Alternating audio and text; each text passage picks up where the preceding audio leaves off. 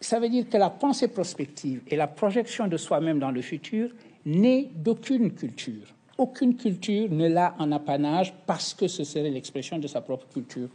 L'Europe a commencé à avoir le même temps pour tous les différents terroirs lorsque le chemin de fer a fait en sorte que quand on quittait Paris à 8 heures, il était prévu qu'on soit à Dijon à je ne sais pas quelle heure, combien de temps il faut.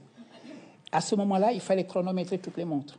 Ça veut dire que la conception du temps était davantage liée à l'organisation du travail qu'à l'expression de quelque culture que ce soit.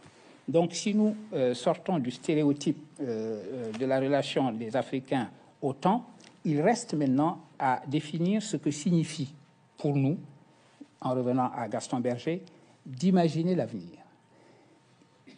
La citation que tu viens de faire de Gaston Berger, moi, paraphrasant Gaston Berger, c'est que imaginer le futur, il ne s'agit pas simplement de le voir, il s'agit de le faire.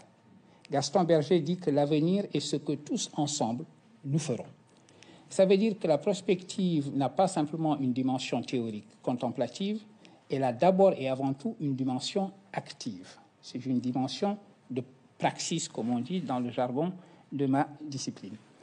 Autrement dit, tu as deux manières d'imaginer une action. Soit mon action est déterminée par la tradition ou le passé ou l'histoire. Je dis, en fonction de ce que mon histoire a été, je vais agir de telle manière.